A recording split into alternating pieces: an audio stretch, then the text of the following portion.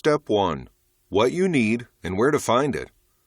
The first thing that you need to do, now you have decided to become a self-serving pub, is get the equipment to brew your own beer. A lot of people would think that this is going to be some high-tech piece of kit that is going to cost them a pretty penny, but actually it is not. Remember that even in the medieval times, people were brewing beer, and they were really strapped for cash and technology back then. However, some of the things are going to cost money, so you do have to remember that nothing comes free in life. Even the basic ingredients for your beer is going to be something that you have to pay out for, but luckily it will be very cheap. I am talking bare essentials when I am telling you what you need, so there is no need to panic. However, even of these bare essentials of well-made beer, you can always do it yourself on any of the below. Okay, well, first things first.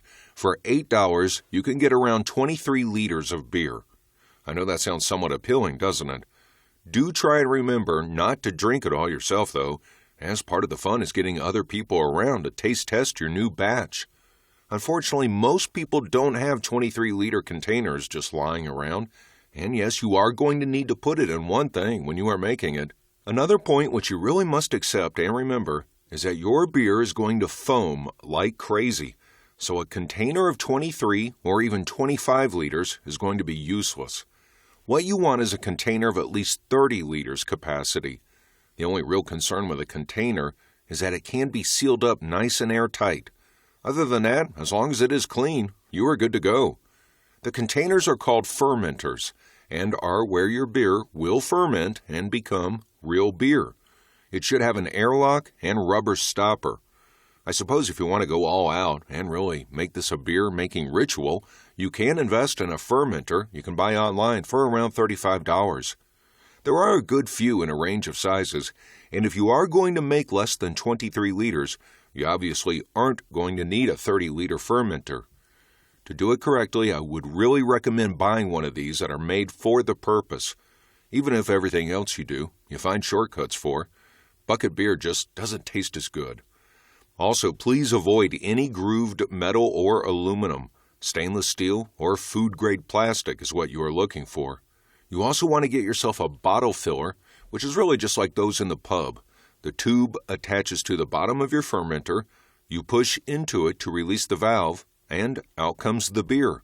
Some people use a bottling bucket between the fermenter and the bottling, but it actually isn't necessary. You can use an ordinary hose pipe if you like, around 5 feet long, but make sure that it is cleaned thoroughly. An airlock and stopper are needed on your fermenter. The whole thing about making beer is that the more hygienic and less infection gets in, the better your beer is going to taste. The airlock and stopper is something which should be on your fermenter and which lets out the excess carbon dioxide in your sealed beer environment. As the beer ferments, it does give off a certain amount of harmless gas, and unless you provide a way out for that gas, you risk it popping the lid off.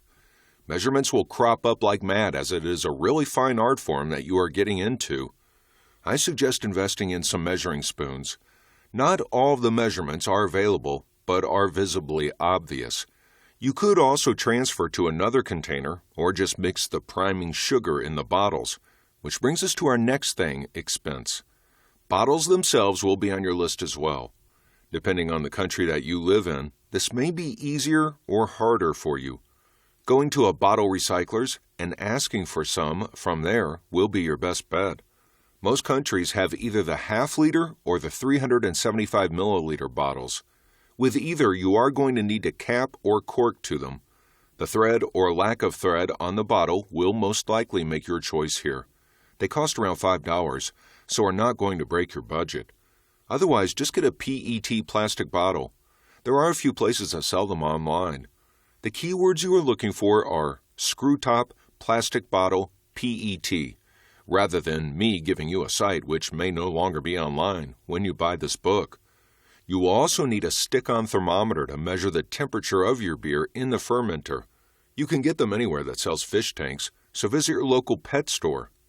Another thing which is necessary is a hydrometer, and yes, you can find these very easily online. They are merely for measuring the SG of your beer before it's bottled so that it doesn't become too gassed and blow a bottle. Effectively, what a hydrometer measures is the fizz of the beer. And before anything, you will need a brew pot, just not a grooved enamel or aluminum one, please. So the list for step 1 is to acquire home brew kit, brewing pot, fermenter with airlock and stopper,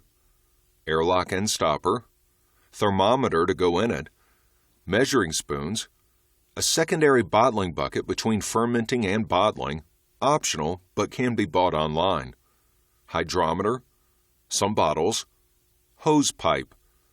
So how long will this beer last once it is made?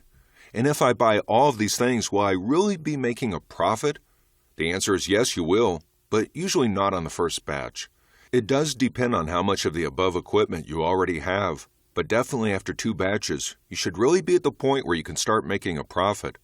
Don't forget that once your first batch and a half has paid for itself, you are then drinking extremely cheap but tasty beer.